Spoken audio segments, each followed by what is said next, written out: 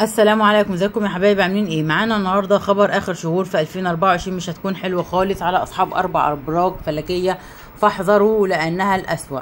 اولهم برج الدلو. على الرغم من شخصيتهم الجاذبه الا ان مواليد هذه الشخصيه سيواجهون بعض التحديات في الاشهر المقبله عاطفيا وماديا، واليوم ستاتيك السعاده وحدك وهناك فرص لزياده دخلك، وربما تتلقى عرضا للشراكة في عمل جديد، وسيكون ذلك مفيدا لك كثيرا في الأيام المقبلة. وإذا كنت قلقا عن شيء ما لبعضه أيام فمشاركته مع الأصدقاء سيجلب لك الراحة. وإذا كنت مرتبطا بمجال تكنولوجيا المعلومات فهناك فرص للتواصل مع الأشخاص المهمين، وستشعر بالسعادة عندما تتذكر الوقت الذي قضيته مع أصدقائك وزوجك.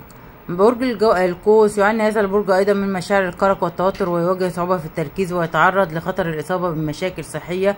واليوم سيكون تفكيرك وتخطيطك واضحا، وستتطور قوة خيالك. اليوم قد يكون لديك تجارب مختلفة في مكان العمل. اليوم يوم جيد للتعبير عن آرائك للسلطات، يمكنك اتخاذ قرار مهم في شؤون الأسرة، ويمكن لرجال الأعمال توقيع اتفاقية مع شركة كبيرة. هناك فرصة لتحقيق أرباح جيدة في عملهم، وسيتلقى طلاب هذه العلامة أخبارا جيدة تتعلق بالمسابقة. برج العذراء. يواجه الأشخاص المولودون تحت هذا البرج صعوبات مالية وعاطفية خلال هذه الفترة، ويشعرون أيضا بضغوط العمل والتوترات في علاقات الشخصية.